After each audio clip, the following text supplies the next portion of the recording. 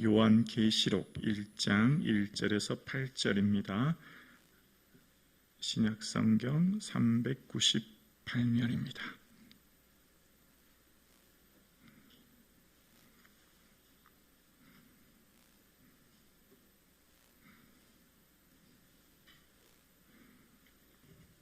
요한계시록 1장 1절에서 8절입니다. 하나님 말씀을 함께 고백드리겠습니다. 예수 그리스도의 계시라. 이는 하나님이 그에게 주사 반드시 속히 일어날 일들을 그 종들에게 보이시려고 그의 천사를 그의 종 요한에게 보내어 알게 하신 것이라.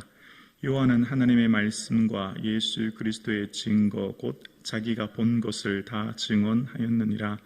이 예언의 말씀을 읽는 자와 듣는 자와 그 가운데 기록한 것을 지키는 자는 복이 있나니 때가 가까움이라. 요한은 아시아에 있는 7 교회에 편지하노니 이제도 계시고 전에도 계셨고 장차 오실 이와 그의 보좌 앞에 있는 7 영과 또 충성된 증인으로 죽은 자들 가운데에서 먼저 나시고 땅의 임금들의 머리가 되신 예수 그리스도로 말미암아 은혜와 평강이 너희에게 있기를 원하노라. 우리를 사랑하사 그의 피로 우리 죄에서 우리를 해방하시고 그의 아버지의 하나님을 위하여 우리나라와 제사장으로 삼으신 그에게 영광과 능력이 세세토록 있기를 원하노라. 아멘. 볼지어다 그가 구름을 타고 오시리라. 각 사람의 눈이 그를 보겠고 그를 찌른 자들도 볼 것이요 땅에 있는 모든 족속이 그로 말미암아 애곡하리니 그러하니라. 아멘. 주 하나님이 이르시되 나는 알파와 오메가라. 이제도 있었고 전에도 있었고 장차 올 자요 전능한 자라 하시더라. 아멘. 말씀을 통해 하나님의 마음과 그 뜻을 헤아리는 시간 되기를 주님의 이름으로 축복합니다. 요한계시록은 그 쓰여질 시대적 배경이 로마 네로 황제를 지나 11번째 황제인 도미티아누스 황제 시대입니다. 도미티아누스 황제 시대에 교회들은 많은 박해를 받게 되었고 그로 인해 많은 성도들이 또 배교하는 일도 일어나는 여러 가지 어려운 상황입니다. 그때 요한은 에게에 있는 작은 섬 밤모라고 하는 섬에 유배되었고 그 밤모섬에서 기원 후 95년에서 96년경 이제 소아시아에 있는 7 교회들에 대한 편지를 쓰게 됩니다.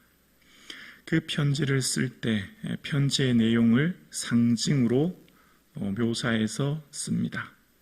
그 상징들은 구약에 있었던 상징들을 사용하므로 유대인들은 그 상징의 뜻이 무엇인지를 편지를 통해 읽으면 잘 알 수 있었지만 그 편지를 검열하는 로마인들은 알지 못하도록 은유적으로 자신들만의 언어를 사용하는 것이죠.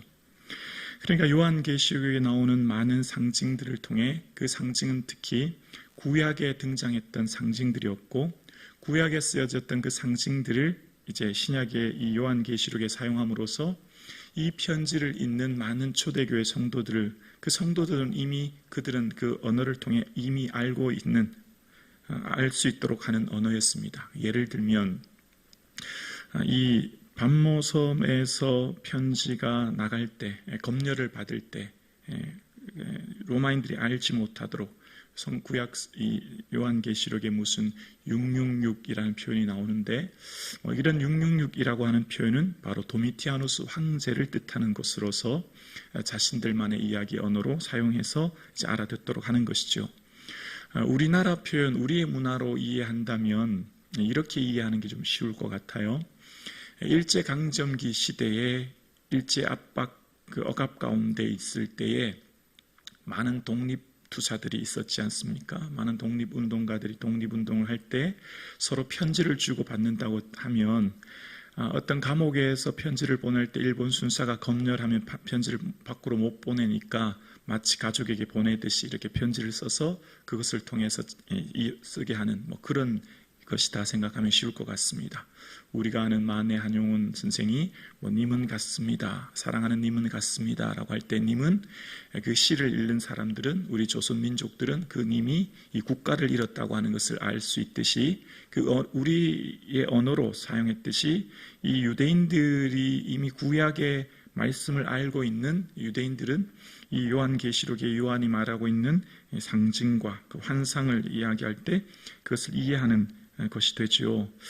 그래서 오늘 본문의 말씀을 통해서 요한계시록의 핵심적인 어떤 내용이라고 한다면, 예수님은 곧 다시 오실 것이고, 그 예수님이 다시 오실 때 심판하게 될 것이니, 예수님 오실 때에 예수님께서는 이 요한계시록에 따르면 짐승을 따르는 자와 어린 양을 따르는 자가 나타나게 되고 나뉘어지게 될 텐데, 그 어린 양을 따르는 자는 결국 승리하게 되며 생명을 얻게 될 것이다 라고 이야기하므로, 하나님이 주신 이 믿음, 예수 그리스도를 믿는 믿음, 결국 이 도미티아누스 황제로부터 오는 이 박해와 어려움 가운데 배교하지 않고 현재의 삶을 믿음 가운데 굳건하게 지켜내도록, 비록 어려움과 고난이 닥치지만 이 환난을 이겨낼 때 결국 우리에게는 저 영원한 하나님 나라가 있음을 바라보게, 소망하게 함으로 현재의 삶을 충실하게 살아가는 것이 이 편지의 목적이 된 것입니다.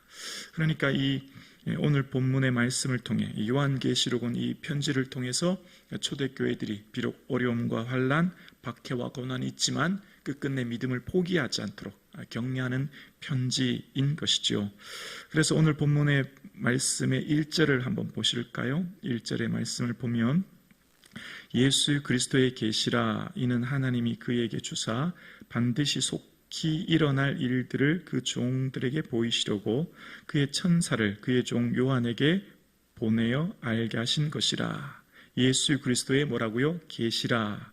우리는 다른 서신서와 달리 요한 계시록이라고 하는 이유가 이 본문에 시작된 예수 그리스도의 계시, 묵시 문학이기 때문에 이렇게 사용한 것입니다. 예언자의 꿈과 환상을 통해 과거의 사건들을 하나님의 관점으로 해석하여 현재의 삶을 충실하게 살게 하는 것, 그것이 계시였고, 계시라고 하는 이 아포칼리십스라고 하는 것은 이제까지 숨겨졌던 일들을 드러내는 행위를 말하는 것이죠. 그래서 이 한자로 말할 때 계시는 열어서 보여준다는 것 아닙니까? 우리가 하나님의 말씀을 들을 때에 하나님이 이 말씀을 우리에게 열어서 보여줘야만 우리가 깨닫게 되는 거예요. 여러분, 우리가 말씀을 읽지만 모든 사람들이 말씀에 은혜 받고 말씀을 통해서 생명을 얻는 것이 아니지 않습니까? 말씀이 믿어지고 들려지고 깨달아지는 것, 하나님이 열어서 보여주는 이 계시가 있는 성도들이 이 말씀이 믿어지고 말씀을 통해 생명을 얻게 되는 것이지요. 그래서 이것이야말로, 그러니까 지금 저와 여러분이 말씀을 듣고 말씀이 아멘으로 믿어지고 또 말씀이 나의 삶에 힘이 되어지고 말씀을 통해 우리가 궁극적으로 저 영원한 천국에 이르게 되는 것, 예수님의 계시 때문인 거예요. 내 노력이나 애씀, 어떤 지식의 한계를 넘어서거든요. 이 말씀을 이해한다는 것은 초이성적인 은혜이거든요. 어떤 학위를 많이 가지고 있는 학자라고 이 말씀이 믿어지고 이해되는 그런 단계가 아니거든요. 예수님이 계시해 주셔야만 우리가 믿게 되고 은혜가 되고 우리의 삶 가운데 생명을 얻게 되기에, 이 예수 그리스도의 계시라라고 하는 이 첫 서두의 말씀이 우리에게는 얼마나 큰 은혜인지 몰라요. 예수님께서 계시해 주셔야, 밝히 열어주시고 깨달아 주셔야 알 수 있기 때문이죠. 1절 말씀 다시 볼까요? 예수 그리스도의 계시라, 이는 하나님이 그에게 주사 반드시 속히 일어날 일들을 그의 종들에게 보이시려고 그의 천사를 그의 종 요한에게 보내어 알게 하신 것이라. 하나님께서 천사에게, 또 그 천사는 요한을 통하여서 보여주신 은혜를 이제 알게 하신 것이고요. 2절입니다. 요한은 하나님의 말씀과 예수 그리스도의 증거 곧 자기가 본 것을 다 증언하였느니라. 이제 반모섬에서 들은 말씀을 이제 증언합니다. 3절이요. 이 예언의 말씀을 읽는 자와 듣는 자와 그 가운데에 기록한 것을 지키는 자는 복이 있나니 때가 가까움이니라. 아멘. 예언의 말씀이죠. 이 예언의 말씀은 구약에서 활동했던 예언자들의 예언, 그 말씀이 이제 오늘 이 신약의 이 요한계시록에서 요한을 통해서 그 요한의 이 예언의 말씀이 선포되어지고 성취될 것을 말하면서 이제 어떤 사람이 복이 있는지에 대해서 얘기할 때 세 가지를 얘기합니다. 이 말씀을 첫 번째 읽고, 두 번째 듣고, 세 번째 그 가운데 기록된 것을 다 어떻게 해요? 지키는 사람이 복이 있다는 것입니다. 하나님께서 주신 말씀을 듣는 것, 읽는 것, 또 이 말씀대로 살아갈 수 있는 것이 복임을 이야기하는 거예요. 그래서 말씀에 읽고 듣고 지키는 자가 복이 있는 이유는 뭐죠? 여기에 생명이 있기 때문입니다. 여기에 영원한 생명이 있기 때문이에요. 그 영원한 생명이 있는 이 말씀을 우리가 읽을 수 있는 것 자체도 은혜요, 축복인 줄로 믿습니다. 그래서 이 말씀을 통해서 언제인지 이 때를 말합니다. 3절 후반절에 복이 있나니 때가 가까움이라. 이 때가 무슨 때죠? 재림의 때를 말하는 거예요. 이제 예수님 곧 오실 때. 그러니까 요한은 여러분 이 예언의 말씀을 끝까지 지키셔야 됩니다. 곧 예수님 오십니다. 그때가 가까웠습니다. 얼마 남지 않았습니다. 멀지 않았으니 여러분 비록 지금 여러분의 삶에 어떤 박해, 어떤 고난으로 여러분의 삶이 흔들리고 어렵고 힘들지만 이제 곧 예수님 오실 것입니다. 이제 곧 때가 가깝습니다. 염려하지 마시고 그 말씀 붙드시고 이겨내십시오 라고 하는 것입니다. 그러면서 이제 4절부터 8절까지는 발신자인 요한과 그 편지를 받는 수신자인 7 교회들에 향해서 하나님께서 말씀하시는 것에 대해서 얘기합니다. 4절입니다. 요한은 아시아에 있는 7 교회에게 편지하노니 이제도 계시고 전에도 계셨고 장차 오실 이와 그의 보좌 앞에 있는 7 영가. 요한이 어떻게 누구에게요? 아시아에 있는 7 교회에 편지하노니, 이제 이 편지를 써서 보내는 것이죠. 그럼 이 회람서신으로 편지를 보내면 아시아에 있는 교회들이 그 편지를 대표자가 한 명이 읽고 그 나머지 성도들은 듣는 식으로 이 편지가 보내지는 것이죠. 그렇게 편지가 보내질 때 먼저 성부 하나님에 대해서 고백합니다. 성부 하나님이 어떤 분이시냐? 그 성부 하나님은 영원하신 하나님이라는 걸 얘기해요. 4절에 이제도 계시고 전에도 계셨고 장차 오실 이 바로 성부 하나님이시죠. 이 성부 하나님은 이제도 전에도 장차 오실, 그래서 현재 계시고 과거에 계셨고 미래에 오실 이 하나님께서는 과거와 미래를 다스리시는 그 하나님께서 현재 우리의 삶도 다스리십니다. 현재 이 나라와 민족을 통치하십니다. 그 하나님을 선포하면서 이제 성자 예수 그리스도를 고백합니다. 4절과 5절입니다. 4절 후반절에 그의 보좌 앞에 있는 7 영과 5절 또 충성된 증인으로 죽은 자 가운데서 먼저 나시고 땅의 임금들의 머리가 되신 예수 그리스도로 말미암아 은혜와 평강이 너희에게 있기를 원하노라. 아멘. 예수님, 성자 예수님에 대해서 소개하는데 충성된 증인, 죽은 자 가운데 먼저 나시고 땅의 임금들의 머리가 되신 분으로 소개합니다. 예수님은 충성된 증인이셨고, 그래서 예수님께서 여러분 이후에 요한계시록 이후의 말씀 기억나시죠? 죽도록 충성하라. 그럼 어떻게 돼요? 생명의 면류관을 얻게 될 것임을 말하는 것이죠. 죽도록 충성된 증인이 누구셨기 때문에요? 예수님이셨기 때문에요. 예수님은 죽도록 충성하시는 분이셨죠. 그 십자가의 죽으심이 우리에게 부활의 영광으로 생명을 주셨죠. 그래서 충성된 증인 되신 분이 예수 그리스도시요. 그 예수 그리스도께서 가신 그 십자가의 길이 충성된 길이요. 그 길이 비록 우리의 눈으로 볼 때는 고난이요, 어려움이요. 그래서 비록 예수님이 죽으셨던 것처럼 어려움이 있지만, 죽음이 있지만 그것에 영생이 있음을 얘기하시는 것이죠. 그 충성된 증인이신 영원하신 하나님과 충성된 증인이신 예수 그리스도로 말미암아 은혜와 평강이 있기를 기도하는 것입니다. 권면하는 것이죠. 축복하는 것입니다. 우리에게 주신 세상이 줄 수 없는 가장 복되고 영광스러운 것이 은혜와 영광이 되는 것이죠. 그래서 그 예수 그리스도로부터 주시는 은혜가 무엇인지 5절 하반절에 이렇게 얘기합니다. 5절 하반절에 우리를 사랑하사 그의 피로 우리의 죄에서 우리를 해방하시고 6절 그의 아버지 하나님을 위하여 우리를 나라와 제사장으로 삼으신 그에게 영광과 능력이 세세토록 있기를 원하노라. 아멘. 우리를 사랑하사 예수 그리스도의 피로 우리를 죄에서 해방하시고 그 피로 우리를 죄에서 속죄하시사 그 피로 흑암의 권세에서 건져내사 사랑의 나라로 옮기셨고 그 피로 우리를 모든 죄와 저주와 사망에서 건지셨고 생명과 자유와 영생을 주신 그 은혜를 선포하고 있는 것입니다.